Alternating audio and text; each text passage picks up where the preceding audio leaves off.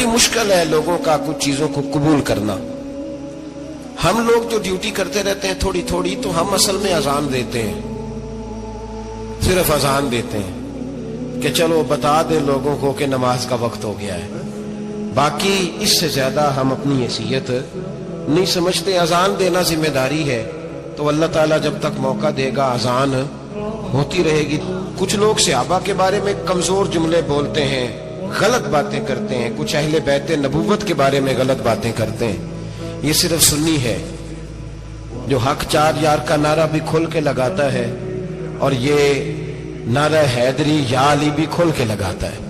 یہ اللہ نے صرف ہمیں مقام، وہ الگ بات ہے کہ ہم لوگ سننے کو تیار نہیں، سمجھنے کو تیار نہیں کہ اللہ نے ہمیں مرتبہ کتنا عطا فرمایا ہے. یہ صرف ہماری امام حسین کی شہادت کا کچھ تھوڑا سا پس منظر.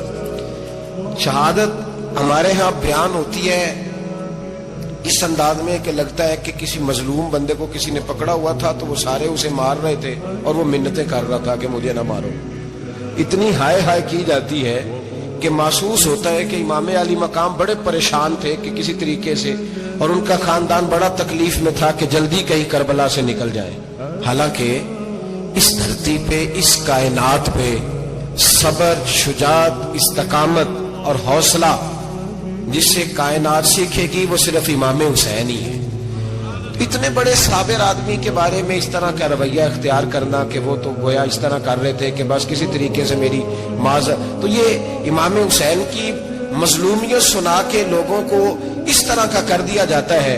یہ انداز بتایا جاتا ہے کہ شاید واقعہ کربلا رونے دھونے کا نام ہے، حالانکہ بات یہ نہیں ہے. یزید کی لشکر جو امام حسین کے مقابلے میں آیا، امام حسین کے لشکر کی تعداد 72 تھی، تو یزید نے 22,000 آدمی. مجھے بتائیے 72 کا 22,000 سے کوئی مقابلہ ہوتا ہے؟ بولیے. عمر بن سعد نے پھر عبید اللہ ابن زیاد کو لکھا کہ 22,000 بندے تھوڑے. عمدی ٹولہ ہمارے ملک میں جو اچھی خوشامد کرے اسے اچھی وزارت ملتی ہے، اچھی وزارت اسے دیتے ہیں. جو ذرا صحیح بدتمیز بھی ہو اور صحیح وکالت کرنے والا اسے وزارت صحیح دیتے ہیں. تو حضرت امیر معاویہ کے گرد بھی کچھ ایسے لوگ تھے، انہوں نے آپ سے کہا کہ یزید کو نامزد کر دیں. تو آپ نے یزید کو بلایا، حوالہ مجھ سے دیکھ لیجئے گا.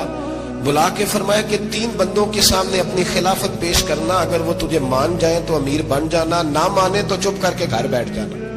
وہ 3 بندے کون ہیں؟ جناب عبداللہ ابن عباس، حضرت عبداللہ بن زبیر اور امام حسین رضی اللہ تعالیٰ. یہ وصیت فرمائی جناب امیر معاویہ. ہوا یہ کہ یزید جب امیر بنا نا، اس کا مزاج تھا.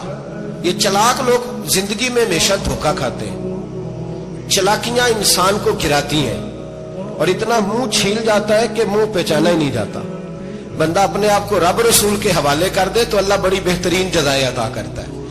یہ لوگ تیزی دکھاتے ہیں بعض، تو یزید بھی تیزی دکھانے والا تھا. اس نے ولید کو خط لکھا، کہنے لگا کہ فوری طور پہ عبداللہ ابن عباس کو بلاؤ اور اسے کہو میری بیعت کریں.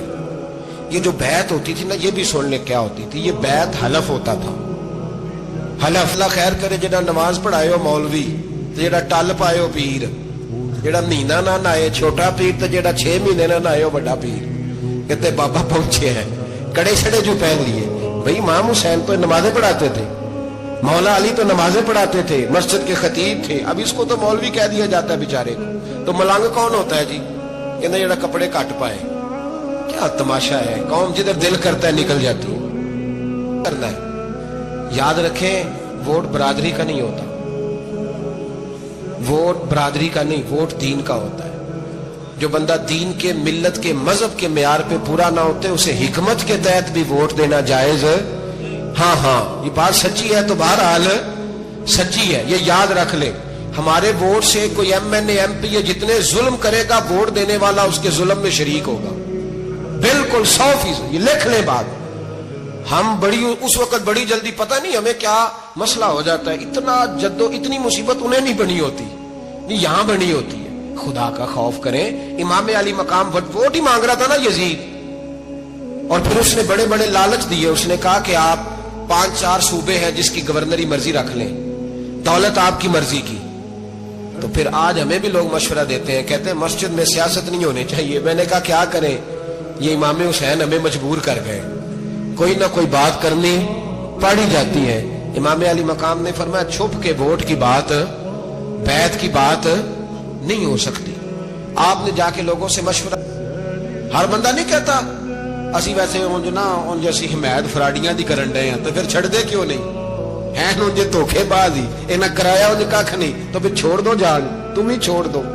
یہ بندہ بات صحیح کر رہا ہے، بندہ ویسے یہ بات صحیح کر رہا ہے پر اجے حالات نہیں ٹھیک ہے دے والے بندے ٹھیک نہیں، پر کیا تماشا ہے، کب تک ایسا رہے گا کہ کب تک یہ بات چلے. امام حسین کو روک لیا گیا، عمر بن سعد نے روک لیا. یکم محرم کو امام آئے، 7 محرم تا روکا گیا، 7 محرم کو پانی بند کر دیا. جانور پانی پیتے تھے، گھوڑے پیتے تھے، کتے پیتے تھے، لیکن مصطفیٰ کے گھرانے کو پانی پینے کی اجازت.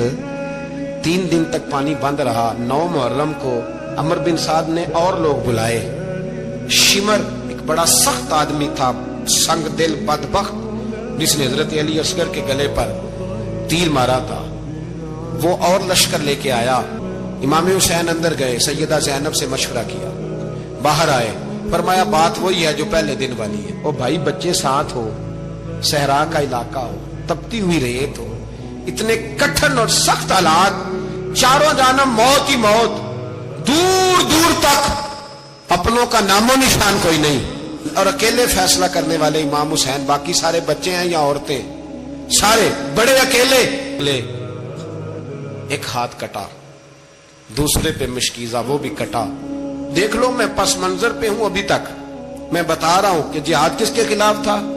ظالم حکمران کے خلاف، ظالم کافر کے خلاف نہیں، مشرک کے خلاف نہیں.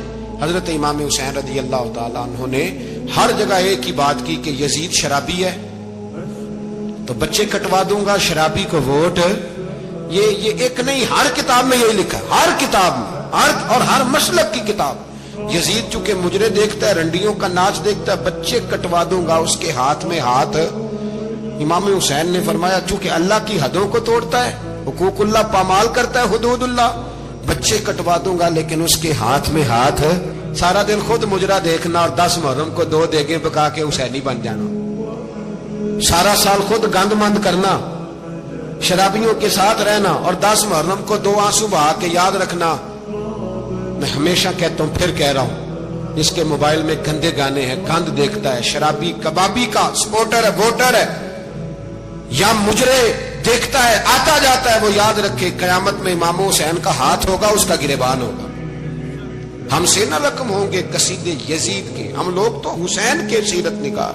حضرت عباس بازو کٹا، لیکن جو بندہ نبی پاک کی ماں کو دوزخی کہے، حضور کے باپ کو جہنمی کہے، یزید کو امیر المومنین کہے، اس کے ساتھ اتفاق رائے کر لیا جائے، یہ مذہب ہماری سمجھ میں نہیں آتا، بالکل نہیں آتا، قطعاً نہیں ہماری سمجھ میں آتا. کیسے اتحاد کر لیا جائے؟ یہاں تو میرے بھائی جو ہمارے ابا کا مخالف ہو اس سے اتحاد نہیں ہوتا، اور جو نبی پاک کے والد کو دوزخی کہے اس سے اتحاد ہو جائے. کہتے ہیں جی اتنی فرقہ واریت ہو گئی، ہم کس مسجد میں جائیں؟ 60 پارٹیاں پاکستان میں رجسٹرڈ ہیں جو الیکشن لڑتی ہیں. کبھی کسی بندے کو ٹینشن نہیں ہوئی کہ کس کے پاس جائیں کس کے پاس نہ جائیں، کبھی نہیں کو بولا کہ اب وہ بھی کھڑا ہو گیا، وہ بھی، کوئی ٹینشن نہیں. مذہب کی باری ٹینشن ہو جاتی ہے، اتنا بڑا مذہب ہوتا ہے بھائی، غلط بندے بھی آ ہی جاتے ہیں بیچ میں، تھوڑا پہچان کے چلنا پڑتا ہے صحیح کون ہے اور غلط. اور یہی تو ہمیں امام حسین نے بتایا ہے کہ مذہب کے اندر ہی تم نے شناخت کرنی ہے کہ بندہ ٹھیک کون ہے اور بندہ غلط. یہی تو کربلا ہے، یہی تو امام حسین نے بتایا، کفر اسلام نہیں، حق اور باطل. یہ ہے درس، یہ ہے پیغام، یہ ہے پیغام، یہ ہے. یاد رکھو موت تیزی سے آ رہی ہے، ہمارے ساتھ والے دائیں بائیں والے سب چلے گئے، اسی طرح نمبر لگے گا، ایک دن اعلان ہوگا. ضمیر کے قیدی بن کے زندگی نہ گزارو، بالکل نہ گزارو. یہ تھوڑی سی زندگی ہے دنیا، سجن المومن. حق بات کرو، حق پہ ڈٹنا سیکھو، دین سمجھو. خبردار رسول پاک صلی اللہ علیہ وسلم کے دین میں ظالم، جابر، فاسق، فاجر کی کوئی گنجائش قطعاً نہیں ہے.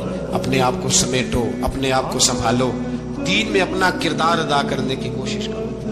دین طلب کرتا ہے ہم سے کہ ہم نے دین کو کیا دیا ہے. امام حسین نے سارا گھرانہ دین کے لیے دے دیا. ہمارا جو بچہ کسی کام کا نہیں رہتا اسے مدرسے داخل کراتے. ہم نے دین اتنا کمزور کر دیا ہے کہ عالم اگر شور نہ کریں، عالم اگر شور نہ کریں، زور نہ کریں، گھٹن والا ماحول ہو گیا. مذہب کی پوزیشن کمزور کر دی۔ اب جہاں تک اس بات کا تعلق ہے جی فرقے ہو گئے، تو میرے بھائی یہ کوئی اتنی خطرناک بات ہے، یہ کوئی اتنا مشکل معاملہ نہیں ہے۔ یہ تو امام حسین نے بتا دیا تھا کہ یزید کے طور پر ایک غلط فرقہ کھڑا ہو گیا ہے، لہذا اس کا مقابلہ کرنا ہے، اس میں کوئی بری بات ہے؟ لیکن ایک سبق ہے بزرگوں کا کہ اگر سچی بات بھی نہیں کرنی تو پھر اس منبر کا حق ادا نہیں ہوتا۔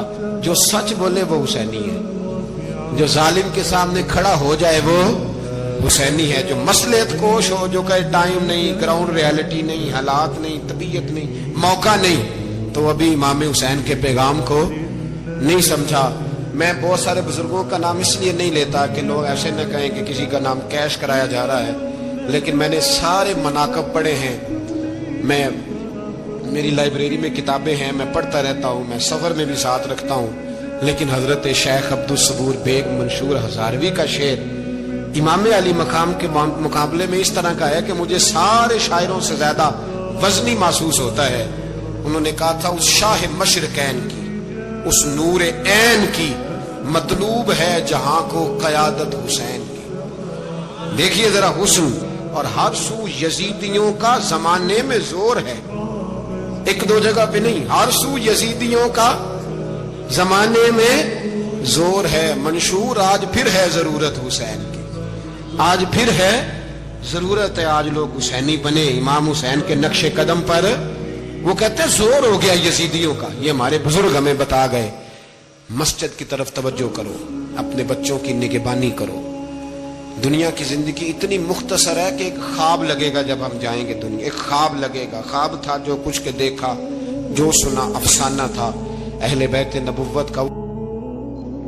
اللہم صلی علی سیدنا و مولانا محمد وعلی سیدنا علی و سیدتنا فاطمہ و سیدتنا زینب و سیدنا حسن و سیدنا حسین۔ اللہم صلی علی سیدنا